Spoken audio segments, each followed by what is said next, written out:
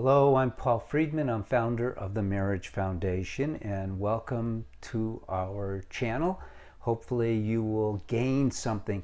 Our purpose here is to teach people about marriage, very positive, very upbeat, spiritual. Marriage is a very spiritual entity, and in your case, with this title, you're going through a very tough time. I'm going to try and help you. The topic is husband had affair but wants to save the marriage now. So usually when that happens, he got caught. And I'm just going to be very candid with you. I'm going to give you the bad news, and then I'm going to give you also the good news. And by the way, I used to be a divorce mediator, so I've seen plenty of bad news. I've seen it all. Been around this for well over 20 years doing mediation and now saving marriages, and yours can be saved. Let me do a spoiler alert. So he had an affair, but he wants to save the marriage now. Usually, may not be true in your case, he got caught. And then what we have to look at is reality. There is within all of us the self-preservation mode. We call it at the Marriage Foundation the drive to survive. And that means that when we get caught at something, we either fight back, we lie about it and say it wasn't me, make all these excuses, or we fly, which means that we go, oh no, we run away. We don't easily deal with our mistakes. That's basically the bottom line. So he's telling you, no, I want to save the marriage.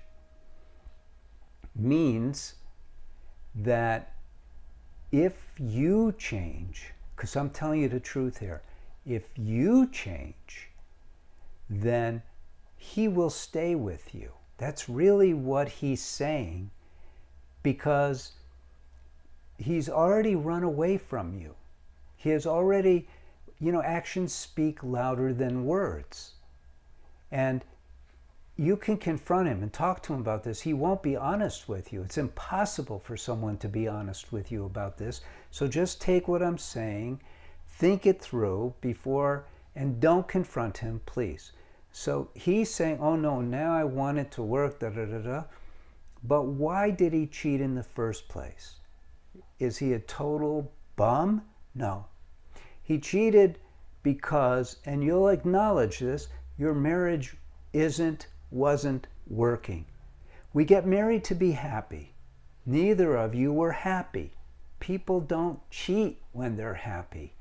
They're happy and they have learned how to cultivate the love, the happiness, but you never learned all of that. You have a normal marriage, you might say. And a normal marriage, think about this, is heading for divorce, because over 50% of the people who get married get a divorce. I was a divorce mediator. I've seen it. The people who are together are not happy. They're sticking around for the kids because they're afraid. They're getting old. They don't want to move on. It's too much. They cheat on their wives so that they can have some happiness. And that's where your marriage was at. Now he's saying, okay, I want to save it. It's neither a good thing nor a bad thing. The question is, do you want to save it? That's really the question.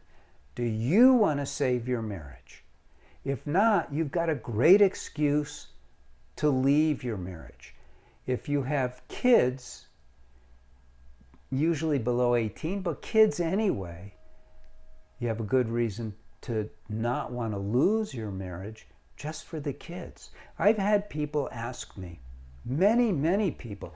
In fact, one of my close friends' wife asked me, Paul, I really want to leave. I'm not going to say his name, but I'm worried about our daughter.